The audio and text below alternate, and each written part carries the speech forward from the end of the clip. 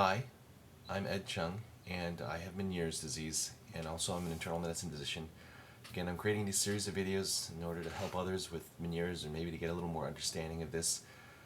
As I'm going through and progressing with this Meniere's disease, I'll be going through things and experimenting with things with myself, and hopefully I can feed back to you perhaps some of my knowledge or my understanding, especially as being a physician, but also a person with this disease or syndrome.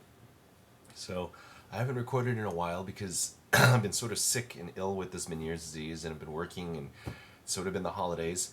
And right now it's November, the end of November of 2011, and I've had Meniere's now for exactly 18 months now, since mid-June of 2010.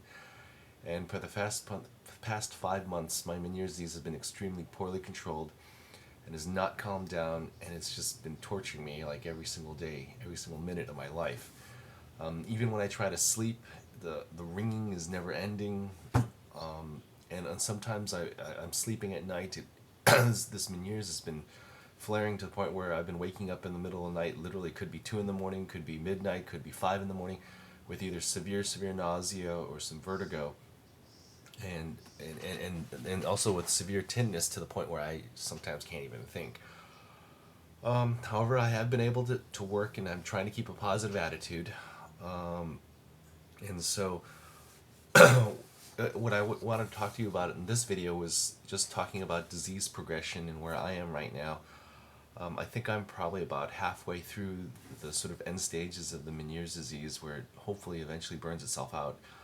Um, you know, I did put a little link here. A couple things I do want to point out is the link is to a PDF file that sort of describes the different functional levels of Meniere's and how it affects your life. And so for the official AAO Meniere's disease classification, I guess you could say it, there's actually 6 levels, and you can look at the sheet yourself. But basically, what it says that it goes from either 1, the dizziness or the vertigo has no effects on any of activities in life, to number 6, where, quote, I have been completely disabled for 1 year or longer, and I receive compensation or money because of my dizziness or balance problems. Well, I can tell you right now, for me, I think I'm halfway through here, where it says number 3, I'm dizzy, I have to stop what I'm doing for a while, but it does pass, and I can resume activities.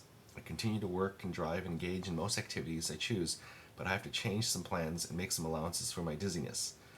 Well, I'd have to say right now I'm sort of at that level, or perhaps slightly higher above that, to number 4, where I'm able to work and drive, but I have to exert effort and to make adjustments. And like, for example, I had just had Thanksgiving. I was working during Thanksgiving, but during work I had a vertigo episode, and although I'm thinking clearly, I just have to sit down and pause and take a little half an hour out of my day for things to sort of resolve and get better and feel better, and I do well. I do fine, and I function with that.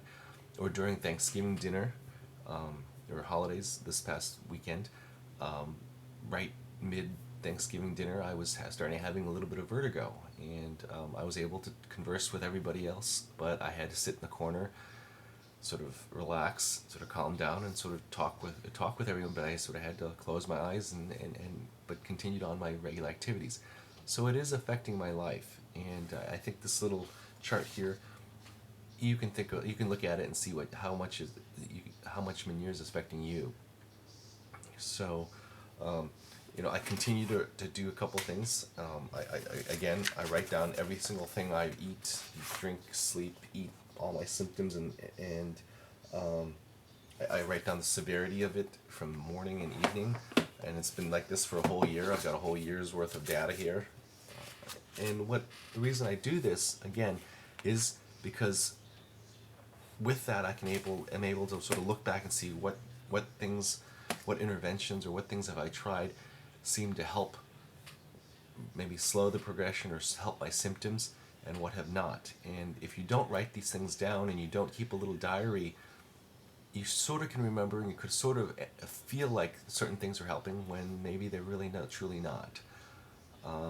And what I have to say is that, by looking at this, a lot of the interventions I've tried in the last 5 months with this severe flare maybe has not been helping that much.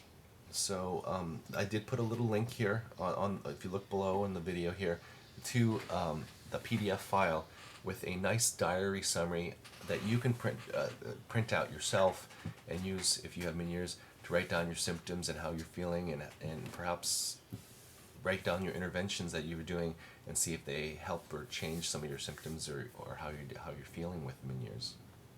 So again, over the last 5 months, my hearing has progressively gotten worse. Again, this is that You Hear app.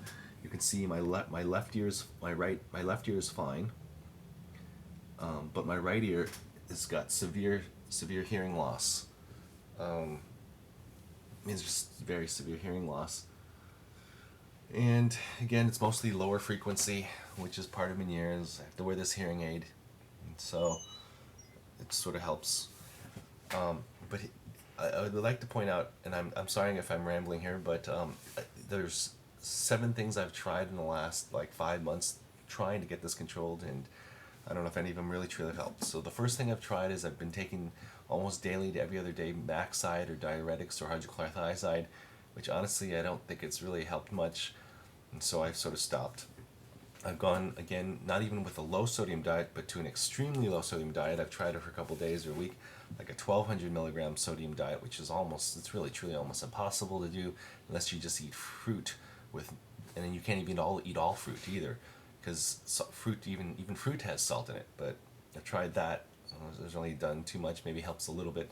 I've tried hypervolemic water ingestion, meaning drinking 3 to 5 liters of water a day, try to increase the fluid in my circulating my system, and maybe suppress some of the ADH hormones that are causing this. That hasn't helped. And I've tried weekly acupuncture and massage treatments for, I don't know, a month, 2 months, 3 months, or so for a while. It seemed to calm things down, but again, not treating the underlying cause, and still continue to flare. I've tried escalating Chinese herbs. So I've been taking these Chinese herbs from actually a very respected herbalist. It's like this muddy water stuff. And what they do is they come in these little packets of these little herbs. You tear them out, and there's these pellets. These look like rabbit poop pellets. I've tried that. Again, maybe I have to say they are helping a little bit with the symptoms, so they're not as severe, but they're not getting the Meniere's underlying cause to go away. And then the last thing I've done recently is that I've gone for my actually 4th or 5th formal consultation. I've gone to the Los Angeles House Ear and Eye Institute, and I had a formal consultation with one of the subspecialists there, the ENT specialist, who specializes in Meniere's and does a lot of research in that. And so I'm going to try, she recommended trying this famciclovir, which is like an antiviral type of relatively benign antibiotic, or that for a 12-week course, to see if that helps try to regulate things. So I haven't started that yet, but I'm going to start that soon.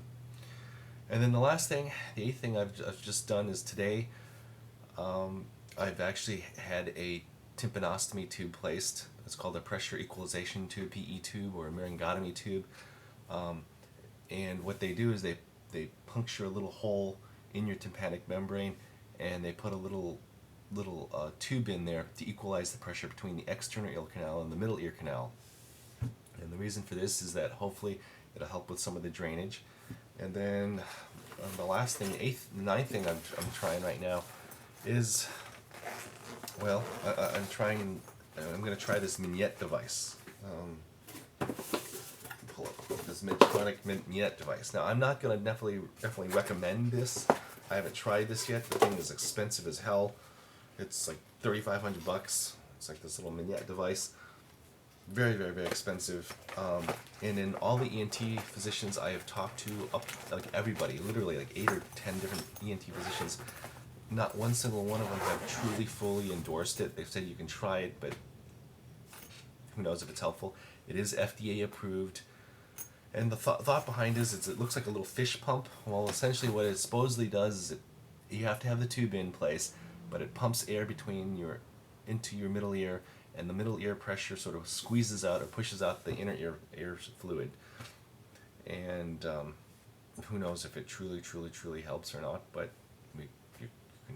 I'm going to try it. So bottom line is that I think this is just the progression of the Meniere's disease, and all diseases can do three things. Again, they can continue and linger mildly, but the majority of times either two things happen. Either one, they continue to get worse progressively in a downward stepping pattern, or they actually go into remission and they improve.